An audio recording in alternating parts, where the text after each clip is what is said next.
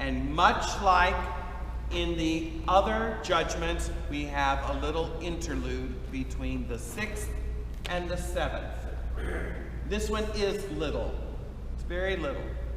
But it's still a little breather between the 6th and the 7th bowl judgment. And I saw issuing out of the mouth of the dragon, and from the mouth of the beast, and out of the mouth of the false prophet, 3 unclean spirits like frogs. They are demonic spirits performing signs, who go abroad to the kings of the whole world to assemble them for a battle on that great day of God Almighty. Behold, I am coming like a thief. Blessed is he who keeps awake, keeping his garments, that he may not go naked and be exposed. And they assembled. Who's they? They assembled. Who's the they? The demons. They were sent out to bring the kings of the earth in. They assembled them. The demons brought these kings to the place which is called in Hebrew Armageddon. It's the only place in the entire Bible where this word is used. Armageddon. Okay? We read a little bit of that already in Joel chapter 3. God said that he would bring all of the nations for judgment in the valley of Jehoshaphat.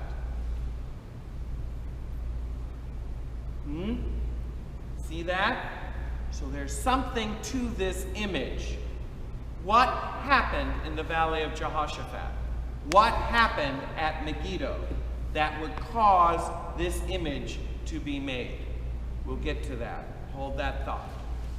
Let's finish the bowl judgments. The 7th angel poured his bowl onto the air, and a great voice came out of the temple from the throne saying, "It is done."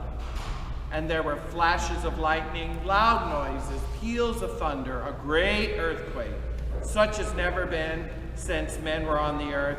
So great was that earthquake. The great city was split into 3 parts, and the cities of the nations fell. Now we get this. God remembered great Babylon. There it is again. Babylon. We've heard this before.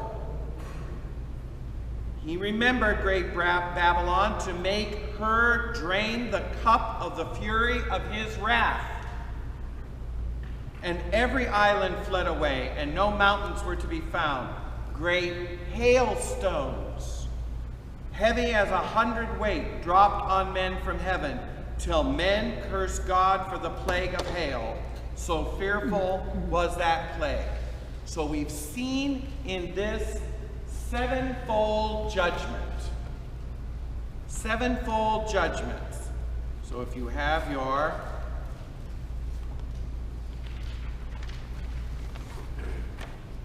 so that you can see it over there. These are the 7 vial judgments, or bowl judgments, that fall on the earth.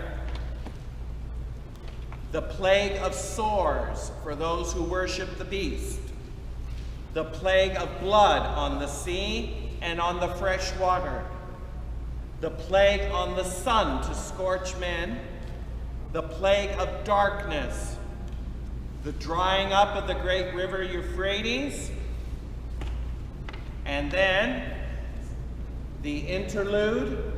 We see the satanic trinity here at work, gathering the nations for this great battle. Okay? And then what? Hail. Hailstones falling from the sky. Hail, blood, darkness, sores. What is this? The plagues of Egypt. What did we hear singing in heaven before this? The song of Moses. You see this imagery? This is not accidental. This is meant to evoke God is calling you out of the world and its system. calling you out of the world system. Don't follow the beast. Follow God. Remember what the message of the first angel was in chapter 14? If you've forgotten, go back. The everlasting gospel, chapter 14, verse 6. Fear God, give him glory, for the hour of his judgment has come. Worship him who made heaven and earth, the sea, and the fountains of water. He made all of that. And notice in chapter 16, all of that is turned into blood for those who do not follow him. Okay? And again, I have to repeat myself. Will this literally happen sometime in the future? We don't know. Could it? Yes, God can do whatever he wants. Will it? I have no idea. I have no idea. But it doesn't matter. It's not important. Because the main theme, the main message throughout all time, from the time that John wrote this until today, until the future, is what? This message of the everlasting gospel that we hear from the first angel. Fear God and give him glory, not the beast and his image. And what is the beast and his image? The world system. The system of the world that is in competition for your soul. And it doesn't matter whether this is the 3rd century, the Middle Ages, the Renaissance, the Industrial Age, now, or whether we colonize the moon. It doesn't matter. The message is still the same. Fear God and give him glory. Because the world is telling you something else. And when I mean the world, I mean the system that's under the control of the evil one. The one that's trying to get you to worship anything but God. Just look at the billboards outside around the church. Television shows, car ads, beauty treatments, new houses, anything except what? Worship God. It's money, it's power, it's youth, it's beauty, it's fame. We have a whole show called American Idol. I always find that a very interesting show. Glorifying one person for a particular talent.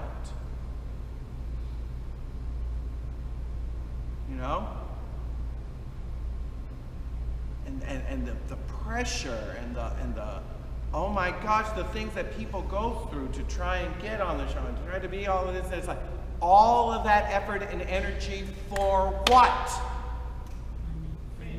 Fame. You're on television.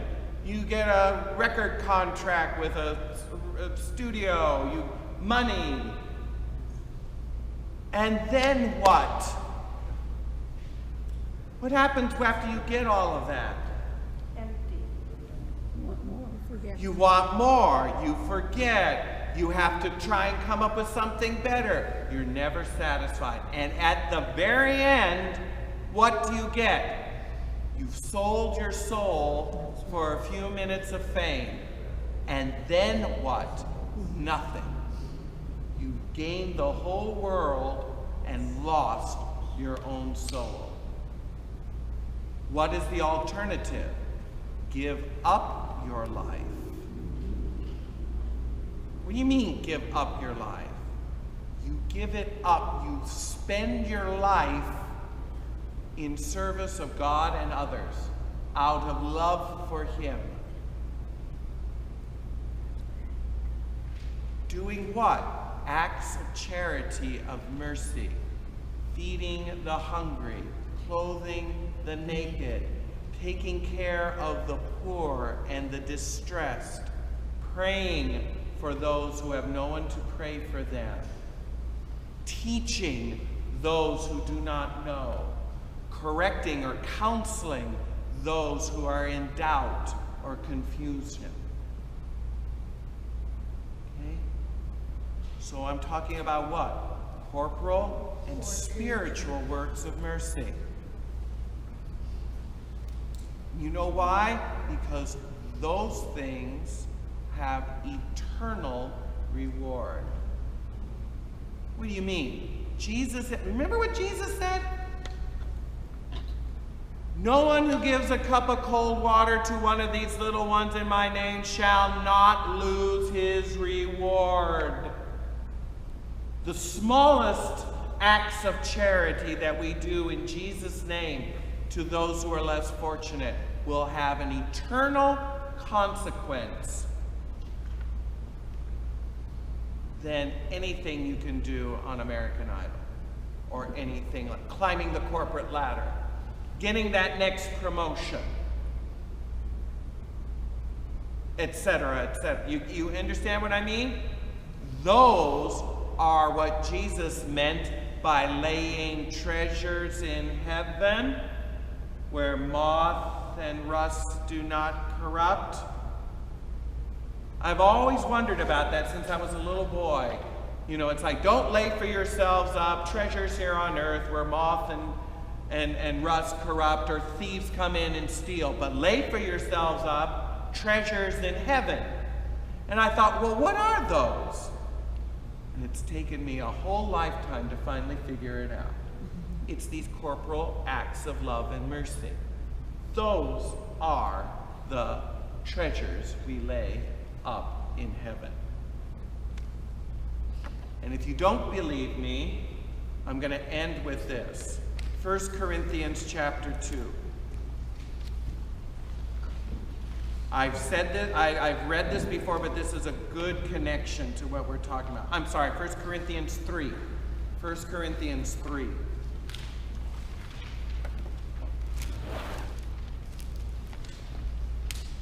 And this is where we'll end tonight.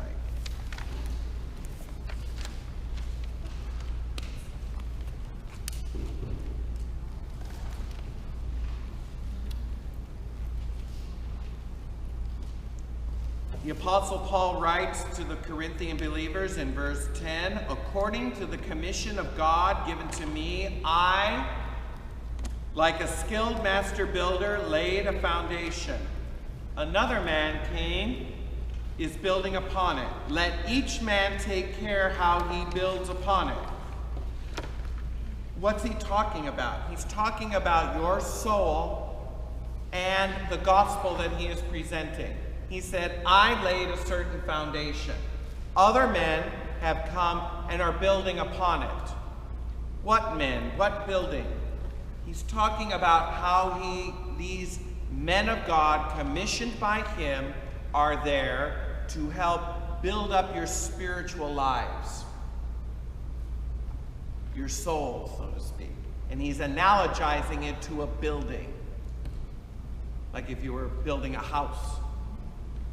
Okay. How do you know that, Chip? Well, because keep reading. For no other foundation can one lay than that which is laid, which is Jesus Christ. Now, if anyone builds on the foundation with gold, or silver, or precious stones, wood, hay, or straw, each man's work will be made manifest, for the day will disclose it, because it will be revealed with fire. And the fire will test what sort of work each one has done. Did you hear that? So the analogy is this. Your lives, your spiritual life with God, the foundation that's laid on it is Jesus Christ. No one can lay another foundation other than that. But spiritually gifted men and women can build your spiritual lives up in the form of, if you will, by analogy, gold, silver, and in other cases, wood, hay, and straw. In the end of your life, God will test your life as if by fire. And what happens to gold and silver and precious stones when it's put into the fire? It melts and it gets purified. It gets refined. It gets better. But what happens with wood, hay, and straw? You put fire to that. Whoosh! Nothing. Ash. Keep reading. If the work which any man has built on the foundation survives, he will receive reward. If any man's work is burnt up, he will suffer loss. Now note this. Though he himself will be saved only as through fire. You see that? Your soul will be saved, but the works that you have done, if they're like wood, hay, and straw, they're not valuable. They're not that gold. It's not that treasure laid up in heaven. Gone. Nothing. Your soul will be saved, but you'll have nothing to show for it. You'll be saved as if someone left you out of a burning building, by the skin of your teeth, so to speak. Okay? Now keep reading so that you know that I'm not just making all of this up. Do you not know you are God's temple and God's Spirit dwells within you? If anyone destroys God's temple, God will destroy him. For God's temple is holy, and that temple you are. So he's talking about your lives and the kind of life that you're living. You are a temple of God. You need to show that to the world. How? Feeding the hungry, clothing the naked, giving water to the thirsty, counseling the doubtful, teaching the ignorant, praying for the living and the dead. Hear what I'm saying? That's how you build a life that is pleasing to God, that is reflective of the temple of which you are. Next week, I'm going to go over a little bit more in detail about Armageddon. I didn't forget that, but I got on another train of thought. But we'll go over what Armageddon is, and then we'll get into the great harlot.